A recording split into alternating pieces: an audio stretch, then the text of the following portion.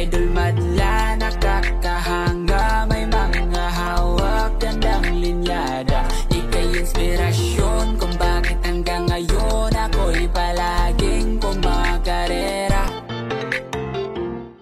Ito, isa pa bago nating pagpaparisin mga kalapatids. Meron tayo ditong kulay pure white saka isang Batman mga kalapatids. Ito naman bago nating ipe-pair. So tatry natin itong dalawa na to.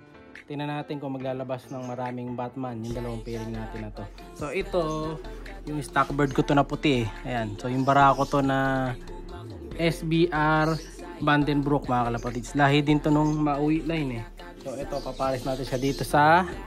Ito, ang line naman nito is Vandenbroek mga kalapatids. Ayan. So matagal na sa atin itong black na to. So kabatch to nung isa eh. Nung isang puti natin na hen. Yun.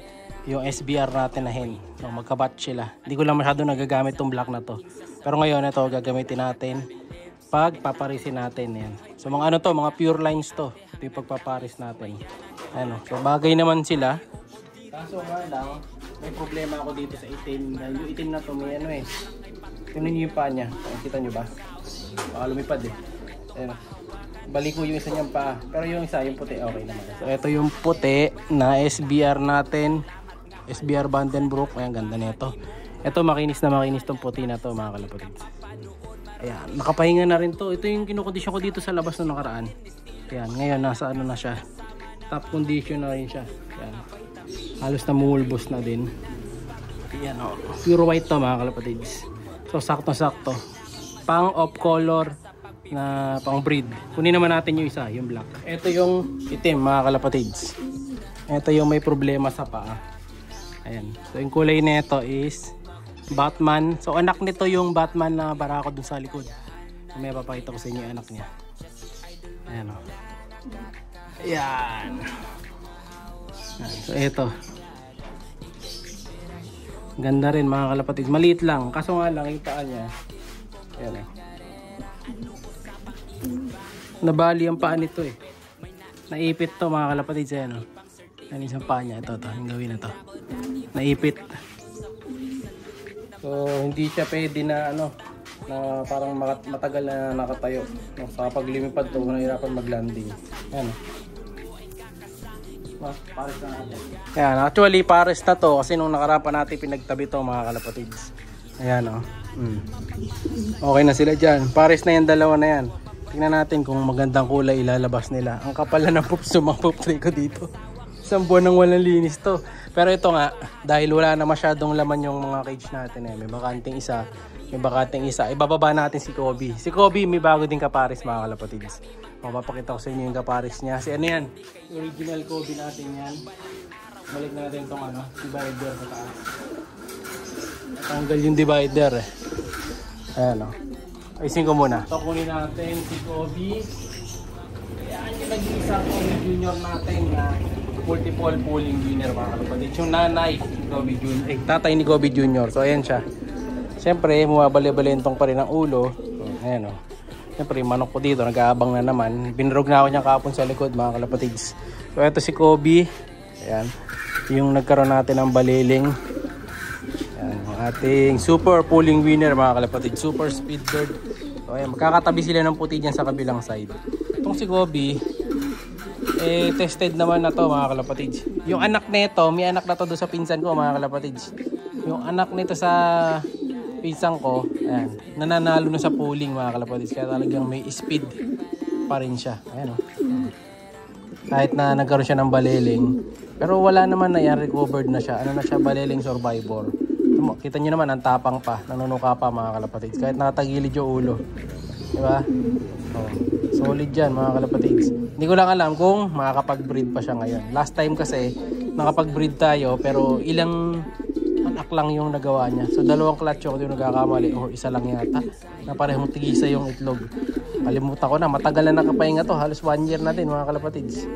So ngayon, tatry natin iparis yung ano niya, kalahi niya dito. Ito kung di ko nagkakamali, anak niya to. Kung di niya anak to nung anak niya. Kalahi niya to. Bali anong labas nito is inbreed naman. Ito. Ayan, hen mga kalapatids. Kita nyo, magkamukha naman sila, di ba? Oh. Blue bar cross blue bar naman tayo dito sa pairing na to. Ayan, pares na natin. Yung anak niya pala, ayan. Maliit lang din, pearl eye. Ayan, para makita niyo yung mata. Pearl eye yan. Ayan. Pasok natin. Huwag sana sila mag-bugbugan. Pero mabait naman din si Kobe. Ang gilid na ulo, mabubugbog pa ba yan mga kalapatids? Ayan o, tapit natin yung camera. Ayan si Kobe. Diba? Ayos naman sila. Medyo nagbabarakuhan nga lang sila nung katabi. Kasi yung last time, wala na silang katabi. Ngayon lang ulit sila meron ng katabi dito sa Gedli. Pero at least, may kapares na siya ulit. Ang huli niya naging kapares. Sino bang kapares ito huli? Si Batman ba? Hindi ko na maalala sino huling nakapares na ito. No? O, tapos ito, may nag-aabang pa siya makakapares sa susunod. Ito. Si ano pangalan nito? Si Hinata. Kinukondisyon ko si Hinata para siya yung susunod na makapares ni Kobe. Ito naman ending bird to, yung isa. Papadeliver na natin mga kalapatid sa Tuesday. Ayan yung isa. Ending bird natin yan. Ayan. May nakadali na yan. Si Boy Talokap. Malaki talokap tong mata niyan eh. No, so ito, may isa pa tayo ibon dito. Saka ko na sa inyo papakita. So lamang dito sa isa na to, pag-give bird ko tong isa na to. Ayan. So nabili ko din to. So pwede ko siyang pang give bird, no? Soon papakita ko sa inyo yan. Pero for now yan muna. So may space na tayo ng dalawa doon. Tatanggalin ko na yung mga poop tray niyan para makabawas tayo ng linisin. 'Di ba? So ayan ang pares natin dito sa side na to. Dito naman yung mga pinagpares ko dito. Pinakita ko sa inyo na nakaraan to eh. Ito. Yung lahing Tacloban cross no sa ibon ni The Abercans. Ayan, solid bird din to. May pugad na sila pero wala pang itlog, no? Ito na naman, tatalo na naman to mga kalapatids. Tinalo na ako 2 beses nito sa balikat kahapon eh. Kaya tinitingnan ko siya palagi. So, eto naman mga kalapatids. Ayan. Papa-ending natin to next week. Yung anak ni Kobe na babae. Ayan, medyo lugon nga lang. Super molt siya mga kalapatids. Pero yan, sakto-sakto to. Jackpot kayo dito. Speedbird. So, anak ni Kobe to.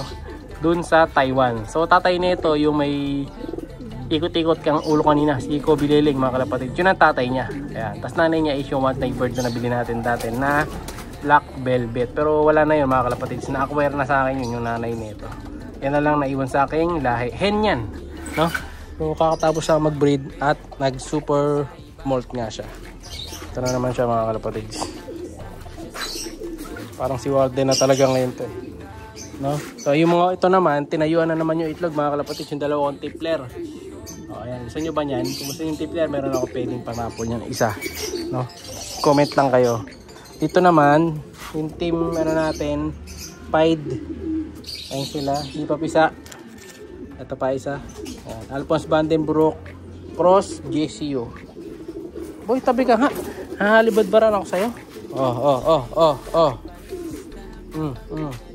Tapos ito naman, yung mga Louis Chu natin, wala pa ring updates. Ayan. Di pa rin naman sila namimisa.